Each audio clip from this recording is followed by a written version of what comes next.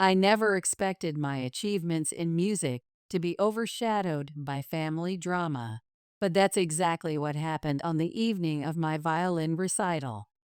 I had just won second place in the regional competition, a significant achievement for any 16-year-old. My violin case sat beside me at our mahogany dining table, the silver medal still hanging from its handle. "The chicken is excellent, Catherine," my Aunt Emma commented, trying to break the awkward silence that had fallen over our family dinner. My mother barely acknowledged the compliment, her attention fixed on my sister Jessica, who hadn't touched her food. "I have something to announce," Jessica suddenly said, her voice trembling slightly. She glanced at Chris, her boyfriend of 2 years, who sat beside her. "We're having a baby." The reaction was immediate. My parents' faces lit up with joy, completely forgetting about my competition success from just hours ago. "Oh my God!" my mother exclaimed, rushing to embrace Jessica. "This is wonderful news." My father, Michael, a usually stoic investment banker, was actually tearing up. "My first grandchild," he whispered, his voice thick with emotion. The same man who hadn't even attended my violin performances this year. I sat there, still in my concert dress, feeling invisible. My silver medal might as well have been a paper plate for all they cared. The vegetables on my plate had gone cold, but nobody seemed to notice that I'd stopped eating. "We'll need to start preparing right away," my mother announced, her real estate agent instincts kicking in. "The nursery, the baby shower," she paused, looking at me with an expression I'd learned to dread. "Sarah, we need to discuss something important about the living arrangements." I knew right then that my world was about to change, and not in the way I'd hoped when I stepped onto that competition stage just hours ago. Alone in my room, I clutched my phone, texting my best friend Lily. "Remember how I said things couldn't get worse? Well, we think it would be best if you moved in with your Aunt Emma," my mother said, her voice carrying that false sweetness she used when trying to sell overpriced houses. We were sitting in our pristine living room, the morning sun highlighting the designer furniture that my mother took such pride in. My father sat next to her, absently checking his investment portfolio on his phone. "The baby will need a proper nursery," he added without looking up, as if moving their 16-year-old daughter was just another business transaction. "But why can't you use the guest room?" I asked, my voice barely above a whisper. The silver medal from yesterday's competition felt heavy in my pocket, where I'd been clutching it for courage. "That's for Chris," my mother replied quickly. "Jessica needs him close by during the pregnancy. So you see, it makes perfect sense. Your parents' room, Jessica and Chris's room, the nursery." The math was clear. 4 bedrooms, and I wasn't part of the equation. My grip tightened on the metal in my pocket until its edges dug into my palm. "Your aunt has already agreed to take you in." My father finally looked up from his phone. "She lives closer to your school anyway, and it's a nice neighborhood." The truth hit me hard. They had planned this without even consulting me. They'd probably discussed it last night while I was upstairs, still trying to process how my biggest achievement had been overshadowed by Jessica's announcement. Jessica wasn't home for this conversation. Of course not. She was probably at her advertising agency, where she worked as an art director, oblivious to how her pregnancy was reshaping my life. Or maybe she knew and just couldn't face it, like everything else in our complicated relationship. "When?" was all I could manage to ask. "Today would be best," my mother said, already standing up as if the discussion was over. "I'll help you pack." I nodded silently. Years of being the overlooked child having taught me that resistance was pointless. As I climbed the stairs to my room, I could hear them already discussing nursery colors below. My phone buzzed. Another text from Lily. "How did it go?" I couldn't bring myself to respond yet. How do you tell your best friend that your sweet 16 birthday present was an eviction notice? Packing 16 years of life into boxes felt surreal. My violin case sat in the corner, the silver medal now tucked inside. A bitter reminder of yesterday's hollow victory. My mother moved efficiently around my room, treating my belongings with the same detached professionalism she used when staging houses for sale. "You can leave the furniture," she said, folding my clothes with mechanical precision. "The baby will need the space." I nodded numbly, carefully wrapping my literature books and violin sheet music. These were my real treasures, symbols of the achievements that never seemed to matter in this house. The wall still held my academic certificates and music awards, soon to be replaced by pastel-colored baby decorations. The packing took less than 2 hours. 16 years, reduced to 4 cardboard boxes and a violin case. My mother maintained a stream of cheerful chatter about Jessica's pregnancy, as if this were just another exciting day of changes for our perfect family. The drive to Aunt Emma's house was 20 minutes of excruciating silence. I sat in the back seat of my father's BMW, watching raindrops race down the window while my parents discussed Jessica's prenatal care in the front. The same rain that had soaked my concert dress yesterday. Not that anyone had noticed. "Your aunt's quite excited to have you," my mother said finally, as if remembering I was there. "She's set up a lovely room for you." I kept staring out the window, watching the neighborhoods change from our affluent suburb to my aunt's modest but well-kept community. More texts from Lily lit up my phone, but I couldn't bring myself to explain what was happening. Not yet. Aunt Emma was waiting at her front door, her usual warm smile in place. As a successful lawyer, she lived alone in a comfortable townhouse, choosing independence over the traditional family life my parents so valued. "Welcome home, Sarah," she said, helping with my boxes. There was something in her voice, concern maybe, or confusion. She hugged me tightly, and for the first time that day, I felt seen. My parents didn't linger. No tearful goodbyes, no last-minute hugs. Just a quick, "We'll send the rest of your allowance monthly," from my father, and "Call us when you're settled," from my mother.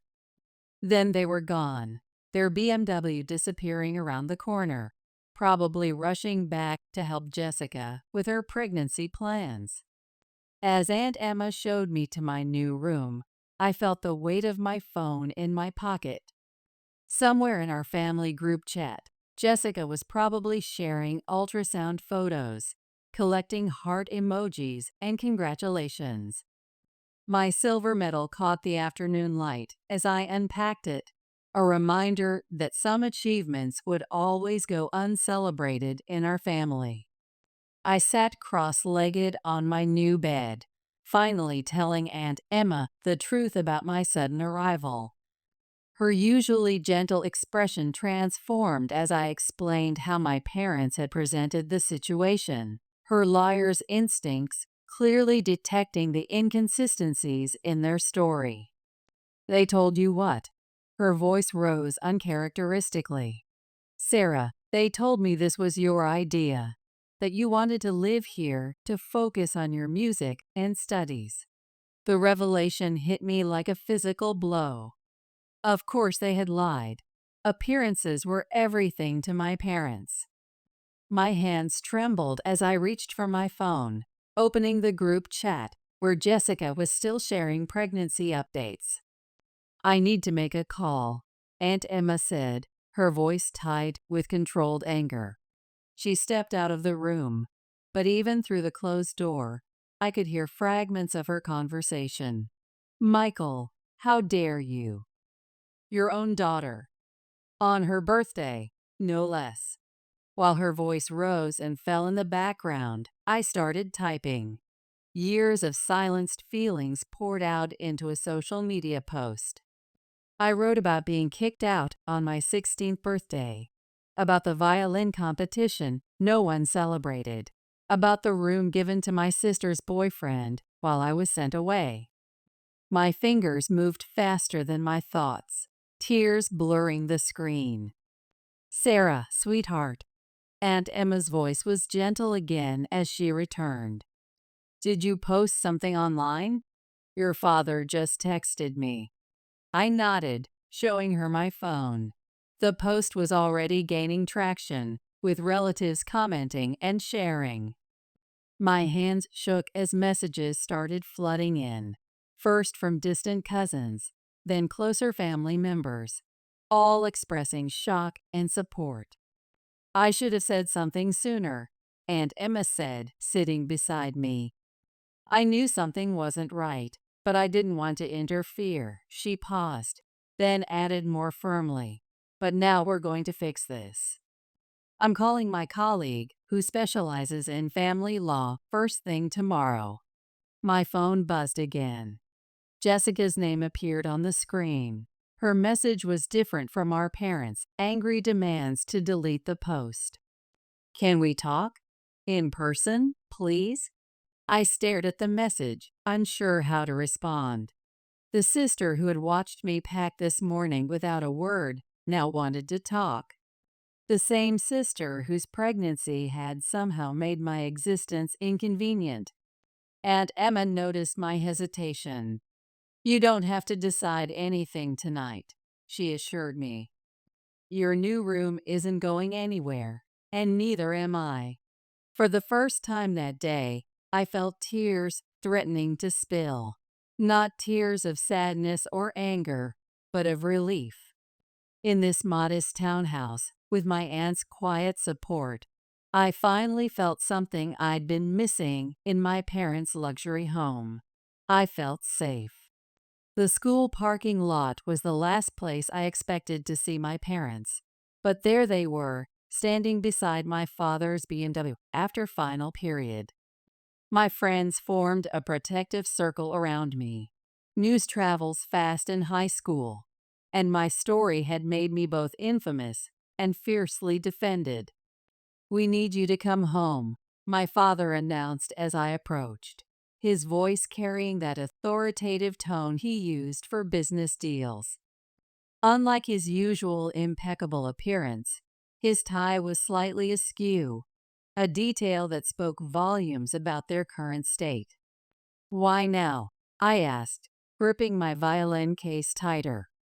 I had a practice session scheduled with Lily later, my first return to music since the competition.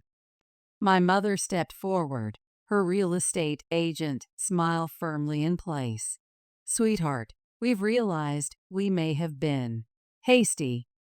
We can work something out with the rooms." "Tell her the real reason, Catherine," came Aunt Emma's voice. I hadn't even noticed her car pulling up behind us. She emerged, still in her court attire, clearly having left work early. "Tell her about Grandpa's call." The way my parents flinched told me everything. My father's voice dropped lower. "Your grandparents are concerned about the situation. They feel that certain inheritance arrangements might need to be reconsidered." "You mean they're threatening to cut you off unless you take me back?" I translated, years of reading between their lines finally proving useful. "That's why you're here. Not because you miss me, not because you realized what you did was wrong, but because Grandpa might give his money to Aunt Emma instead." The silence that followed was deafening.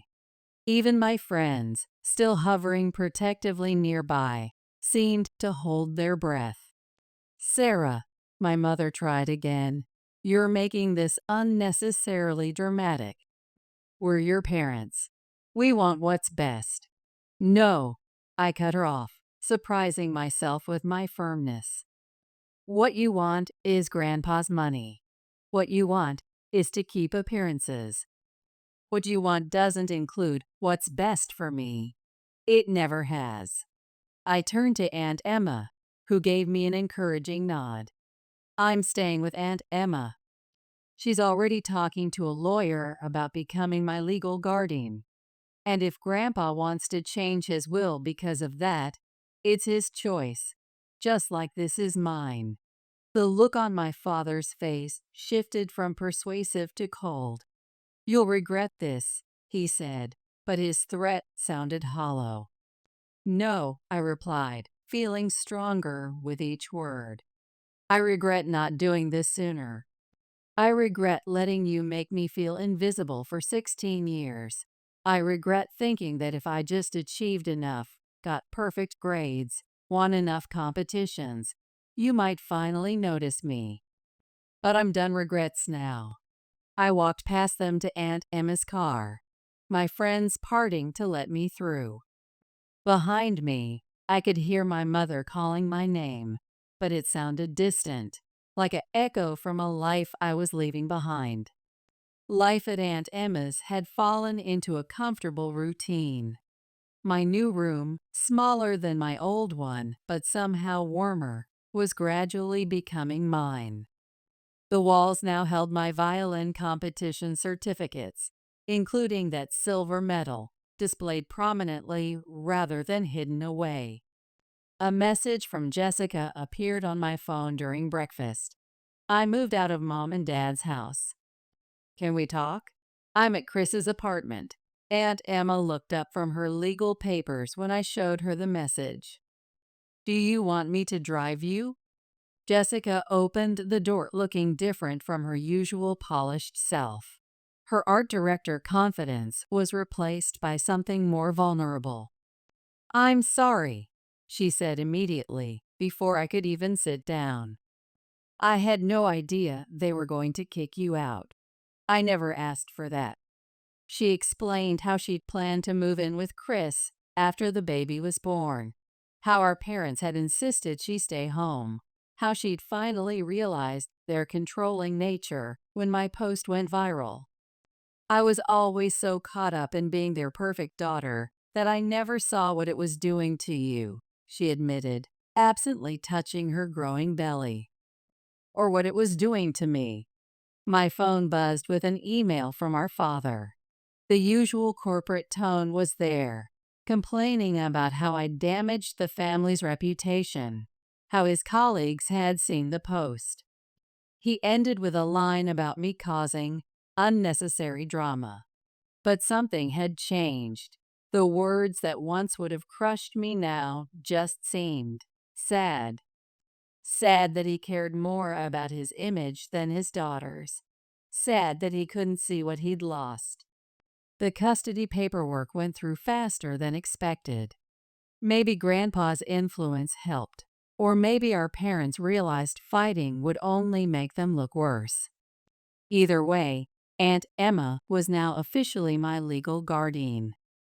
Jessica calls regularly now, usually to share ultrasound photos or ask advice about nursery colors.